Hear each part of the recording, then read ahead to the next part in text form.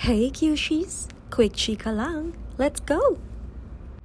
So, nagpasama si Hobby sa Canadian Tire, which is ayoko naman talaga. Kaso I have no choice kasi sinundo niya ako from work. Pero in fairness, iba talaga yung saya pag nasa aisle ng kitchen staff na.